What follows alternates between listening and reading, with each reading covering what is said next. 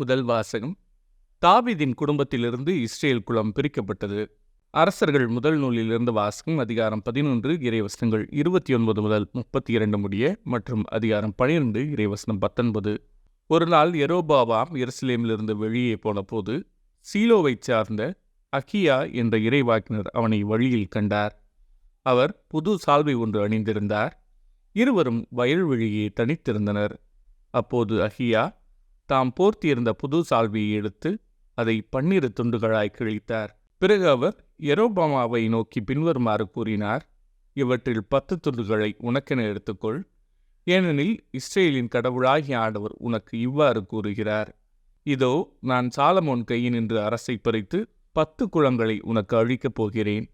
ஆயினும் என் ஊழியன் தாவீதை முன்னிட்டும் இஸ்ரேலின் நகர்கள் அனைத்திலிருந்தும் நான் தேர்ந்து கொண்ட எருசலேம் நகரை முன்னிட்டும் ஒரு குளம் மட்டும் அவன் கையில் இருக்கும். தாவீதின் குடும்பத்துக்கு எதிராக அன்று கிளர்ந்தெழுந்த இஸ்ரேலர் இன்று வரை அவ்வாறு இருக்கின்றனர். இது ஆண்டவரின் அருள்வாக்கு. இறைவா, உமக்கு நன்றி. பதிலுரை பாடல். கடவுளாகிய ஆண்டவர் நானே, நீங்கள் எனக்கு செவிசாய்ப்பீர்.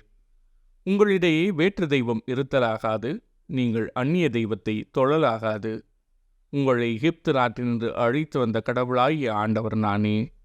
கடவுளாகிய ஆண்டவர் நானே, நீங்கள் எனக்கு செவிசாய்ப்பீர். ஆனால் என் மக்கள் என் குரலுக்கு செவிசாய்க்கவில்லை, இஸ்ரேலர் எனக்கு பணியவில்லை. எனவே அவர்கள் தங்கள் எண்ணங்களின்படியே நடக்குமாறு அவர்களின் கடின இதயங்களிடமும் அவர்களை விட்டுவிட்டேன். கடவுளாகிய ஆண்டவர் நானே, நீங்கள் எனக்கு செவிசாய்ப்பீர். என் மக்கள் எனக்கு செவிசாய்த்திருந்தால், இஸ்ரேலர் நான் காட்டிய வழியில் நடந்திருந்தால் எவ்வளவு நலமாயிருந்திருக்கும்.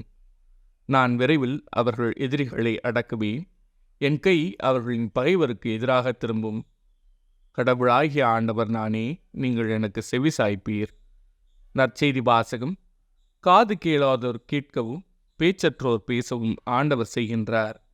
மார்க் எழுதிய தூய நற்செய்தியிலிருந்து வாசகம். அதிகாரம் 7 இறைவசனங்கள் 31 முதல் 37 முடிய. இயேசு தீர்ப்பகுதியை விட்டு சீதோன் வழியாகச் சென்று தெக்குபொழி பகுதியின் நடுவே வந்து கலிலேய கடலை அடைந்தார். காது கேளாதவரும் திக்கி பேசுபவருமான ஒருவரை சிலர் அவரிடம் கொண்டு வந்து அவர் மீது கை வைத்து குணமாக்குமாறு அவரை வேண்டிக் கொண்டனர். இயேசு அவரை கூட்டத்திலிருந்து தனியே அழைத்துச் சென்று தம் விரல்களை அவர் காதுகளில் இட்டு உமிழ்நீரால் அவர் நாக்கை தொட்டார். பிறகு வானத்தை அண்ணாந்து பார்த்து பெருமூச்சு விட்டு அவரை நோக்கி, எப்பத்தா, அதாவது திறக்கப்படு என்றார். உடனே அவருடைய காதுகள் திறக்கப்பட்டன, நாவும் கட்டவிழ்ந்தது. அவர் தெளிவாக பேசினார். இதை எவருக்கும் சொல்ல வேண்டாம் என்று அவர்களுக்கு அவர் கட்டளையிட்டார்.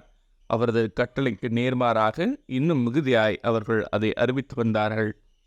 அவர்கள் அளவு கடந்த வியப்பில் ஆழ்ந்தவர்களாய், இவர் எத்தனை நன்றாக யாவற்றையும் செய்து வருகிறார், காது கேளாதோர் கேட்கவும் பேச்சற்றோர் பேசவும் செய்கிறாரே என்று பேசிக்கொண்டார்கள்.